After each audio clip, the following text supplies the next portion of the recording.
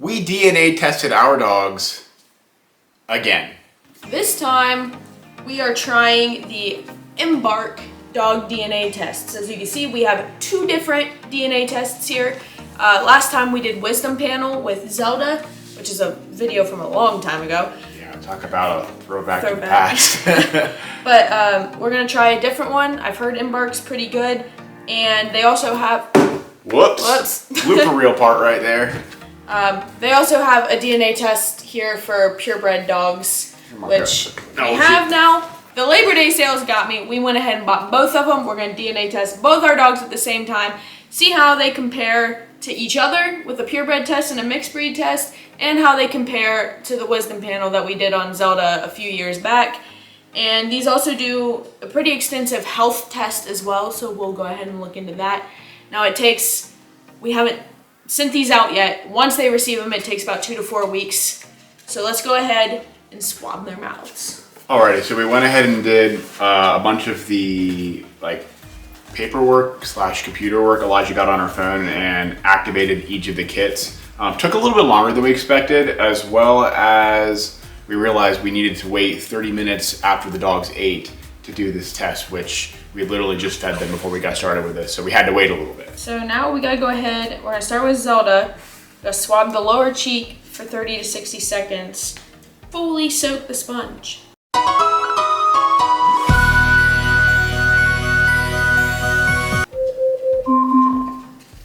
Good girl, such a good girl. Next up we have Mako. Mako's test is actually specifically for purebred dogs. So I think they still test to see if they are purebred. But it did have me put in what breed she was and everything. And I think it tests a couple things for inbreeding and stuff like that as well. I don't know the exact specifics of what's different between the mixed breed and purebred. Like I said, I think it just confirms that she's purebred, but it also does all those health tests as well. Mako, as you probably can already tell, she is supposedly a Shiba Inu. We're gonna find out today that's actually true. Good Alexa, girl. stop. Good girl. Way to go, Machan. Also, if we didn't already include this little story, Mako got skunked about a month and a half ago, and it's still on her ever so slightly.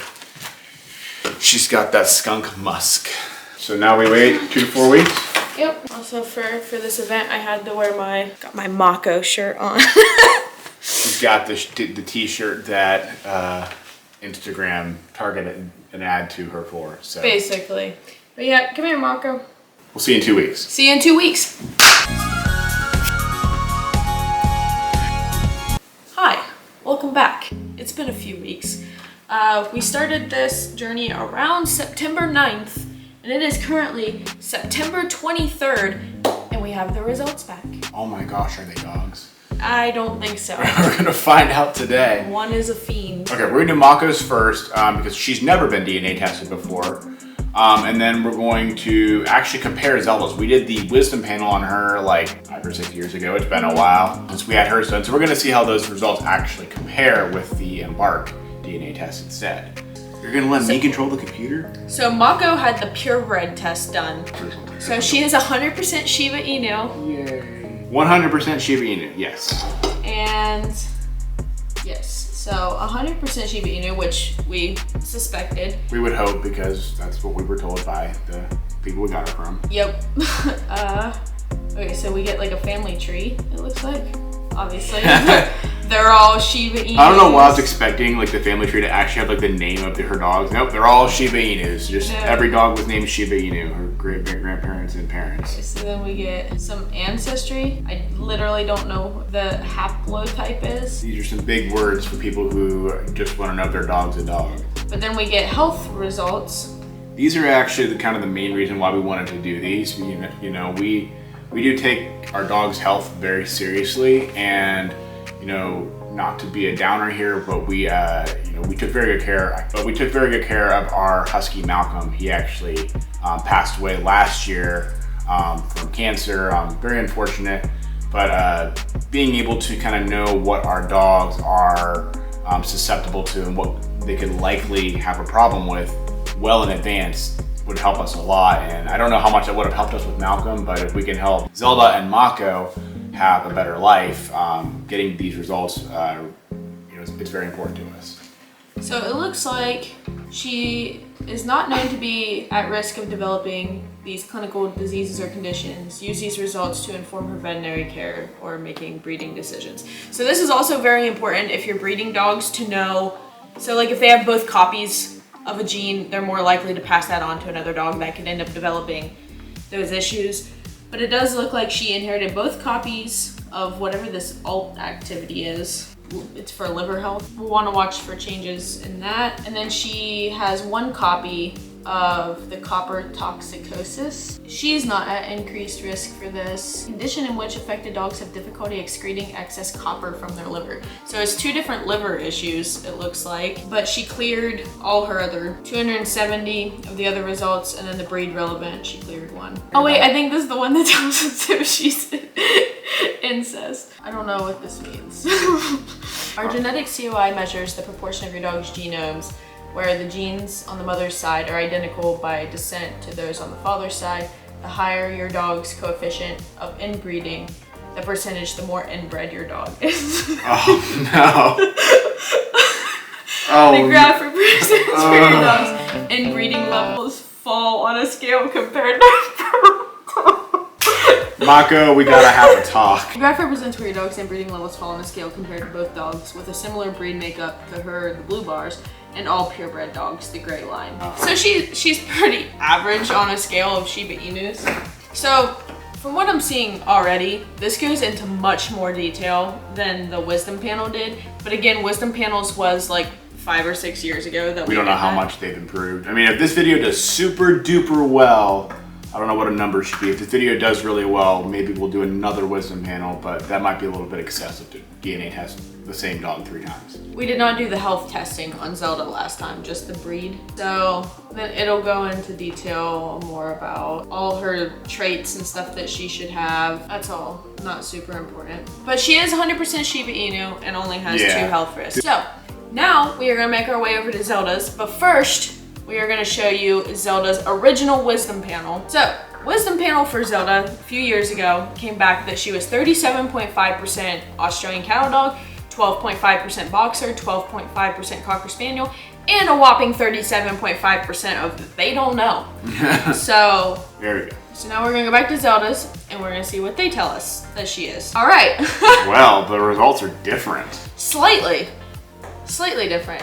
So, if we go back here to Zelda's, she was 37.5% Australian cattle dog on the wisdom panel. She is 55.4% Australian cattle dog on the Embark test.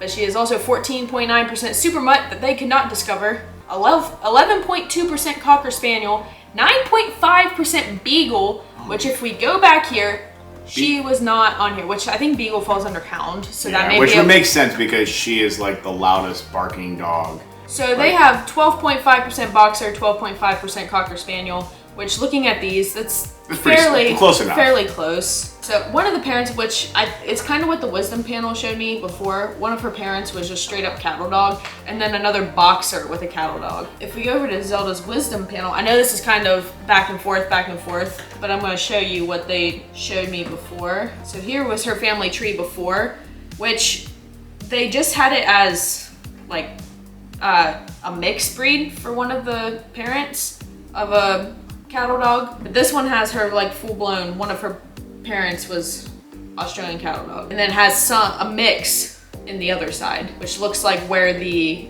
super mutt is coming in is from this cattle dog mix way down the line. Boxer, and then one of the grandparents was a cocker spaniel beagle mix. So that's actually, they do have like a little disclaimer down here that this is the most likely family tree to explain Zelda's breed mix. There may also be other possible configurations to her family relationships. Breed mixes for parents, grandparents, and great-grandparents are approximate. It is fairly similar. We didn't know the beagle part last time. Yeah, so which honestly kind of makes a little bit more sense. So I was looking here on Zelda's, and there's a relatives section, which actually shows you some of them are very low percentage on here. It looks like her highest one has 31% DNA named Indigo. And we can look here And it says this dog is as related as human half-siblings, aunts, uncles, and grandparents. Like what percentage they share, they have a little bit of a different breed makeup, so it looks like this other dog did not fall on the Australian cattle dog side. So this dog actually lives fairly close. If you happen to be watching this video and your dog is sibling to my dog, let's meet him. I think we can like actually share. So this one has a picture, which looks kind of similar to. Yeah, that looks a lot more. And this one also lives in Ohio, Maslin, which is a lot of Ohio is pretty close together, depending where. We're not gonna dox ourselves here, guys. Yeah, I took a little peek over here at Mako's because we forgot to do that. And Mako's is a lot higher because, probably because she is purebred. But this one shares 57% DNA with her. It's quite crazy. It says that's as close as related as human full siblings or parents / children. But this dog lives in Pennsylvania. Oh my gosh, Mako. This is your sister. You or mom, maybe. I don't think it's the mom. I think it's her sister. We found your sister. It kind of looks like Mako. Yeah. It looks like Mako. So this dog was actually tested in 2019, so before Mako was born. This one definitely kind of looks like Mako. Oh, we got the family. That kind of looks like Mako. But then again, if you're watching this right now, all Shiba Inus kind of look similar. All right, but back to Zelda's here. We are gonna look at her health, which was again the main reason we did this. Oh, notable results. 1, she inherited 1 copy of the variant of progressive retinal atrophy. So it should not impact Zelda's health. This variant is inherited in the autosomal recessive manner, meaning that the dog needs 2 copies of the variant to show signs of this condition. Mixed breed dogs are the blue lines. Zelda's is 0%, and she's not inbred. That's great to hear. Good to know, Zelda. Zelda, you're not inbred. Which is possible why Mako has more at-risk diseases too than Zelda does. All right, ladies and gentlemen, this has been fun. I know this is probably a lot more exciting for us because we get to know a little bit more about our See you later. furry little companion. Let me take the bean. I'll take this one. Oh. She's like, I don't want to be taken. I'll take this one. But we hope you guys enjoyed this video. If you'd like to see some more content with our dogs, let us know. We'll have to get some creative ways to include them more. Actually, I just clicked on something, and it says in her super mutt, the 3 most likely breeds that Zelda is Carrying Terrier, Collie, and Labrador Retriever. All right. For realsies this time. We'll see you guys in the next video. See you. Don't make you happy? Tried to save you, instead you're